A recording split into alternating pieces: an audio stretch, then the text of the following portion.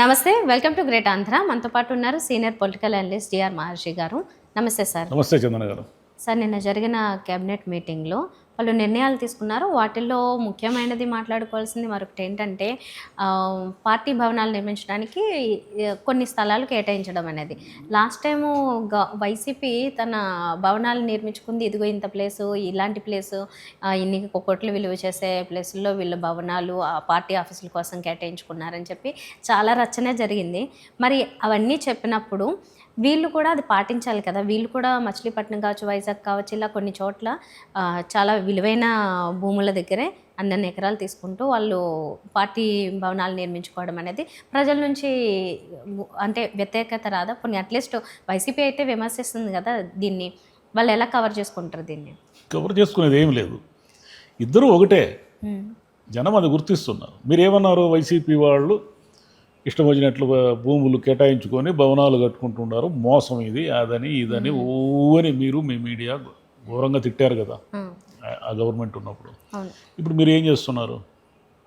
Same procedure. మీకు ఎందుకు party ఆఫీసులకి కోట్ల రూపాయల భవనాలు? మీరు కట్టుకోండి, డబ్బులు మీరు మీ పార్టీలో అందరూ డబ్బులు ఉండేవాళ్ళే కదా. మీ ఎమ్మెల్యేలు డబ్బులు లేని వాళ్ళ, మంత్రులు డబ్బులు లేని వాళ్ళ, చంద్రబాబు నాయుడు గారి దగ్గర డబ్బు లేదా? సరే, వ్యక్తిగత డబ్బుల గురించి పక్కన పెడదాము. మీ పార్టీకి ఫండ్స్ లేవా? తీయండి అకౌంట్స్. మీరు యాజ్ యూజువల్గా అదేమిటి, చట్టపరంగా మీరు చూపించే పార్టీ ఫండే 100 కోట్లు ఉంది కదా. ఏం బ్లాక్ మనీ ఏం లేవు, వైట్ మనీనే మీరు చూపించే పార్టీ ఫండ్ 100 కోట్లు ఉన్నప్పుడు మరి ఒక స్థలం కొనుక్కొని భవనం కట్టుకోలేరా మీ పార్టీ ఆఫీసు? లేదు, గవర్నమెంట్ మాది కాబట్టి మేము ఇచ్చుకుంటాము, మేము పార్టీ ఆఫీసులు కట్టుకుంటాం అనుకో. పోయినసారి వాళ్ళు చేసింది అదే కదా, మరెందుకు గగ్గోలు పెట్టారు? జనం సొమ్ము తినేశారు, ప్రజల భూములు, ప్రభుత్వ ఆస్తులు అని గోల చేశారు కదా. ఇప్పుడు మీరేం చేస్తున్నారు? సేమా? ఏమీ మార్పు ఏమీ లేదా? ఒకసారి మనం ఈ పార్టీ ఆఫీసుల గురించి మాట్లాడితే ఒకసారి చూడండి, సాక్షిలో వచ్చింది. సాక్షి కొంచెం ఎగ్జాగరేషన్ ఉంటుంది, నో డౌట్, కానీ వాస్తవం అయితే ఉంది. ఇది సాక్షి చెప్పిన అమౌంట్లో ఎగ్జాగరేషన్ ఉంటే ఉండొచ్చు, కానీ అమౌంట్ మచిలీపట్నంలో ఇచ్చిన భూమి విలువ 50 కోట్లు. సరే, 50 కోట్లు అవునా కాదా పక్కన పెడితే ఖచ్చితంగా కోట్ల రూపాయల భూమి అది. తిరుపతిలో 60 కోట్లు ఇప్పుడు వీళ్ళు జీవో ప్రకారం వచ్చింది. గతంలో కూడా టీడీపీ కార్యాలయాలకు ఇదే రకంగా విలువైన భూముల్ని, ఇప్పుడు మనకి ఎన్టీఆర్ ట్రస్ట్ భవన్ ఉంది కదా, ఇక్కడ నడి బొడ్డునుంది కదా బంజారాహిల్స్లో, డి పట్టాలు వాగుపోరంపోకు భూముల్లో మంగళగిరిలోని టీడీపీ ప్రధాన కార్యాలయం 3.65 ఎకరాల్లో స్టార్ హోటల్ మాదిరిగా మంగళగిరిలో పార్టీ కార్యాలయం, విశాఖలో దస్పల్లా భూములను ఆక్రమించి పార్టీ ఆఫీసు, విజయవాడలో 50 కోట్ల రూపాయల 90 సెంట్ల స్థలము కేటాయింపు, అది ఆటో నగర్కి సంబంధించింది. అది ఇంకా గవర్నమెంట్ వీళ్ళదైనప్పుడు ఏం చేస్తారు? ఎవరైనా ఏం చేయలేరు. ఇలా వరుసగా ఎక్కడ చూసినా వీళ్ళు ఈ భూములను ఇచ్చుకుంటా ఉన్నారు. ఇది వచ్చింది. ఇంకా ఏం చెప్తున్నారు? మచిలీపట్నంలో 1.60 ఎకరాల విలువ 50 కోట్లకు పైన. ఎకరన్నర ఆఫీస్ ఏమిటి? మీకు ఏం చేస్తారు ఆఫీసులో? మచిలీపట్నంలో పార్టీ కార్యాలయం ఎకరన్నర 60 కోట్ల స్థలంలో ఎకరన్నర ప్రభుత్వ భూమిని తీసుకొని ఏం చేస్తారు? అదేమన్నా తిరుపతి అవిలాలలో 2 ఎకరాలు 60 కోట్లు, కడపలో 50 కోట్ల విలువైన 2 ఎకరాలు R&B స్థలం. అది కోర్టులో ఉన్నా కూడా కోర్టును కూడా లెక్క చేయకుండా పేదలకు 2 సెంట్లు, గ్రామాల్లో 3 సెంట్లు, పట్టణాల్లో 2 సెంట్లు, గ్రామాల్లో 3 సెంట్లు ఇస్తానన్న చంద్రబాబు ఒక్కరికైనా ఇచ్చాడా? ఇది క్వశ్చన్. ఎక్కడ చూసినా భూములను జిల్లాల్లోనూ, చిన్న ఊర్లలోనూ, గుంటూరులో 1000 గజాల కార్పొరేషన్ కార్యాలయాన్ని లీజుకు తీసుకొని ఆక్రమించేసి పక్కనున్న స్థలాన్ని ఆక్రమించి భారీ భవనాన్ని కట్టారు. 2015లో అధికార బలంతో విజయవాడ నడిబొడ్డులో ఉన్నటువంటి 90 సెంట్ల భూమిని టీడీపీ కార్యాలయానికి కట్టబెట్టారు. శ్రీకాకుళంలో దళితుల కోసం సేకరించిన భూమిని టీడీపీ కార్యాలయం కోసం లీజు పేరుతో లాగేసుకున్నారు. దాని విలువ ఇప్పుడు 40 కోట్లకు పైనే. కాకినాడలో 2000 గజాల జిల్లా పరిషత్ స్థలాన్ని 20 కోట్ల విలువ చేసేదాన్ని టీడీపీ కార్యాలయానికి విశాఖలో దస్పల్లా భూముల్ని కొండను ఆక్రమించారు. గతంలో హైదరాబాద్లో కూడా ఇదే చేశారు. ఇది దీంట్లో కొంత అతిశయోక్తులు ఉండొచ్చు. వీళ్ళు 60 కోట్లు అంటే అది 30-40 కోట్లన్నా ఉంటుంది, అందులో డౌట్ లేదు. కానీ వాస్తవం ఏమిటి? మొత్తం ప్రభుత్వం ఉంది కాబట్టి జీవోలు జారీ చేసి భూముల్లో ఇది పార్టీ కార్యాలయాలు కట్టేసుకుంటున్నారు. అంటే అందరూ కట్టుకున్నారు కదా, మేమేమన్నా కొత్తగా కట్టుకుంటున్నామా? అన్ని పార్టీలకి ఇస్తున్నారు కదా ప్రభుత్వం. అసలు పార్టీల కార్యాలయాలకి ప్రభుత్వాలు ఎందుకు డబ్బులు ఇవ్వాలి చెప్పండి?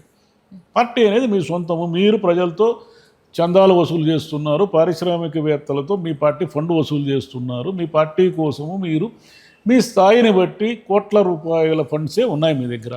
మీకు ఎందుకు స్థలం? మీరు కొనుక్కోలేరా? మీ స్థలాన్ని కొనుక్కొని కట్టుకోలేరా? జనానికి ఏం సమాధానం చెప్తారు? జనానికి ఏమో 3 సెంట్లు 2 సెంట్లు ఇచ్చేదానికి కుయ్యో మొర్రో అంటారు. దాంట్లో సగం మంది అనర్హులకి ఇస్తారు, పేదవాళ్ళకి ఇవ్వరు. మరి ఎట్లా? మరి మీరు పేదల పక్షము లేదా ప్రజల పక్షంలో ప్రభుత్వాలు ఎక్కడ నడుపుతున్నారు? ఇది ఒకరినని కాదు. వైసీపీ అయినా సమాధానం చెప్పాల్సిందే, టీడీపీ అయినా సమాధానం చెప్పాల్సిందే. మీకేం అవసరము? మీరు ఎందుకు ప్రజల భూముల్ని ఆక్రమించేసి కార్యాలయాలు కట్టుకుంటున్నారు? మీ కార్యాలయాలు అంత యాక్టివిటీస్ ఏం జరుగుతాయి? ఎప్పుడో ఒకసారి మీటింగ్లే కదా మీరు పెట్టుకునేది.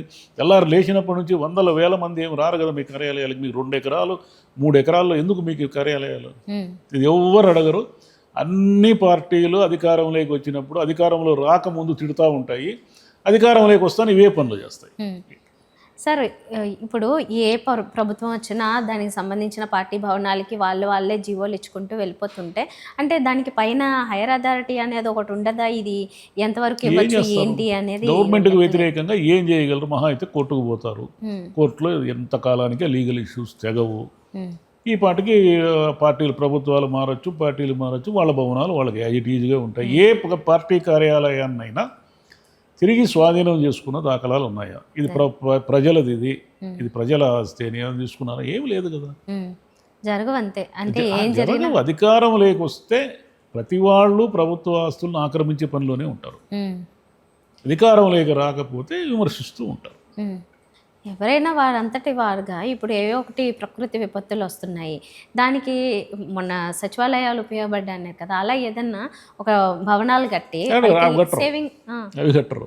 అవి ప్రజలకు ఉపయోగపడేవి కట్టరు. ఎప్పుడో కట్టిన ఎక్కడో 1-2 ఎక్కడో స్కూల్ భవనాలు, ఇప్పుడు సచివాలయ భవనాలు, ఇవే కదా మన ప్రజలను రక్షించింది తుఫాను వచ్చినప్పుడు. మీరు అట్లా కాకుండా మీ పార్టీ కార్యాలయాల్లో ఏమన్నా షెల్టర్ ఇచ్చారా? ఏమీ లేదు కదా. ఇది కాకుండా భూములు పరిశ్రమల పేరుతో కూడా నిన్న కేబినెట్ కమిటీ మీటింగ్లో బోలెడన్ని కేటాయింపులు జరిగాయి. టీడీపీ ఆఫీసులకు కారుచౌకగా ప్రభుత్వ భూములు ఇవ్వడమే కాకుండా నిన్న తీసుకున్న నిర్ణయాలలో భవానీ ద్వీపంలో ప్రైవేట్ సంస్థకు భూములు రాయితీలు, ఉండవల్లి వద్ద 595 కోట్లతో 2వ ఫ్లడ్ పంపింగ్ స్టేషను, అమరావతికి బడ్జెట్ బయట మరో 9,000 కోట్ల అప్పు. ఇది కాకుండా ఉపాధి అంటే పరిశ్రమల పేరుతో ఎంత ఇచ్చారో అది కూడా చెప్తా. నిన్న జరిగిన మంత్రివర్గ నిర్ణయాలలో మొత్తం వీళ్ళు ఏదో 1,00,000 కోట్ల పెట్టుబడి అంటున్నారు, కానీ విపరీతంగా భూముల పందేరం జరిగింది. అవన్నీ కూడా రూపాయి 99 పైసలు ఎకరా ₹1 ఇచ్చారు. అవన్నీ ఎందుకు ఇచ్చామంటే వాళ్ళు కంపెనీలు పెడతారు, ఉపాధి పెంచుతారు, పరిశ్రమలు వస్తాయి, పెట్టుబడులు వస్తాయి, వీటి వల్ల వస్తాయి అని అంటున్నారు. సరే, వస్తాయి, బాగానే ఉంది. కానీ మీరు ఇచ్చిన భూములు ఎంతెంత ఖరీదైన భూములన్నీ ఇచ్చేశారు.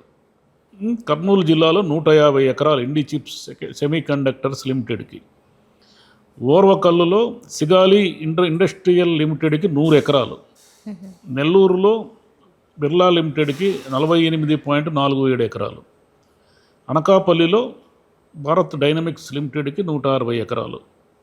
ఇవన్నీ కూడా వీళ్ళ 100 ఎకరాలు లీజు పైన రాజంపేట మండలం పులపత్తూరులో 50 ఎకరాలు, గుండ్లూరులో 100 ఎకరాలు. సరే, బాగానే ఉంది. మామూలు అంటే మీరు ఏదో ఉపాధి వాళ్ళు ఏమిటంటే మేము 1000 మందికి ఉపాధి కల్పిస్తాం, 100 మందికి కల్పిస్తాం, 500 మందికి కల్పిస్తాం, మా ఫ్యాక్టరీ వస్తే ఇది జరుగుతుంది అది జరుగుతుందని భూములన్నీ తీసుకుంటారు. దాని లీజు ఏదో రూపాయి లీజుకి ఇస్తారు. ఆ లీజు ఎప్పటికో ఏదో 90 ఏళ్ళు 50 ఏళ్ళు 30 ఏళ్ళు ఇస్తారు. మీరు ఏదో షరతులు పెడతారు. వాడు ఇవ్వలేదు, ఉపాధి కల్పించలేదు. 700 మందికి ఉపాధి కల్పిస్తామంటే మీరు 2.5 ఎకరాలు ఇచ్చారు. ఏ లెక్కను చూసినా కోట్ల రూపాయల ఆస్తులు ఇవన్నీ. మరి 700 మందికి కల్పించలేదు, 100 మందికే కల్పించడానికి అప్పుడు ఏం చేస్తారు మీరు?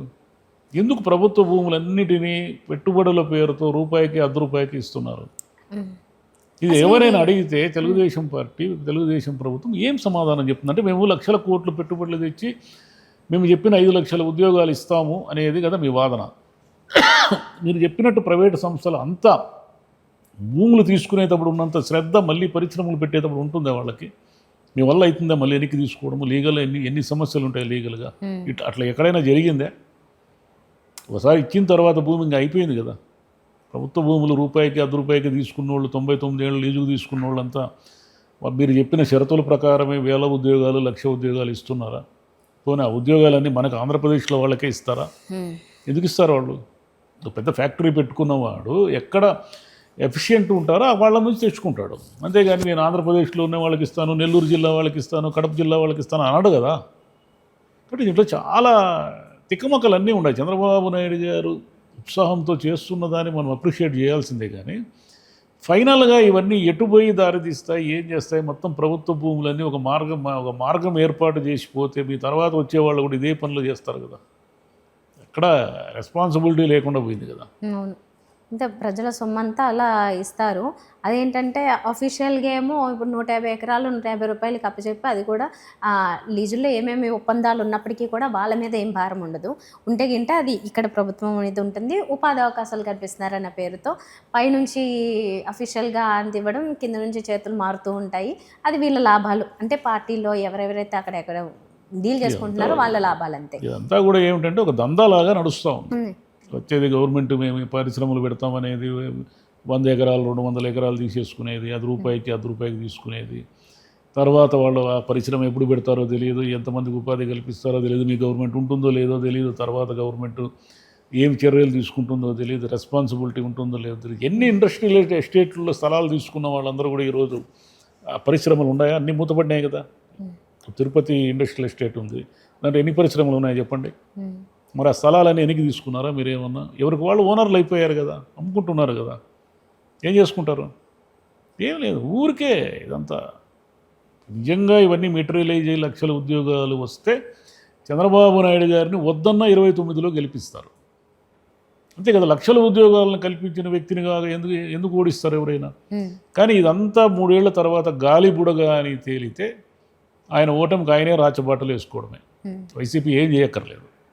చేయాల్సి అంటే ఎవరు అధికారంలో ఉన్న వాళ్ళకు వాళ్ళే చేసుకుంటారు. ప్రతిపక్షంలో వాళ్ళు ఏం చేయరు. వైసీపీ 11 సీట్లకు ఎందుకు వచ్చింది? వాళ్ళు స్వయంకృతాపరాధాలు, 100,000 స్వయంకృతాపరాధాలు చేశారు. వాళ్ళు బటన్ నొక్కడం అనేది కొన్ని పనులు మంచి పనులు చేశారు, కానీ మిగతావన్నీ తికమక పనులే కదా. సర్లే, వాళ్ళు ఓడిపోతారా గెలుస్తారా పార్టీలకు పరంగా ఆలోచిస్తే దానివల్ల ఎవరికి వచ్చేది పోయేది లేదు. అది వాళ్ళ సమస్య. కానీ ఇక్కడ ప్రజలకి నేరుగా నష్టం జరుగుతుంది. ప్రజల ఆస్తులన్నీ ఇంకొక 20-30 ఏళ్ళకి అన్నీ వెళ్ళిపోతాయి. ప్రభుత్వ ఆస్తులు అంటూ ఏమి ఉండవు. అన్ని లీజులలోనో లేదా ప్రైవేటు వ్యక్తులకు కట్టబెట్టడం, మాల్స్ గాను లేదా అప్పులు తీర్చడానికి అమ్మడము ఏదో చేసేస్తారు.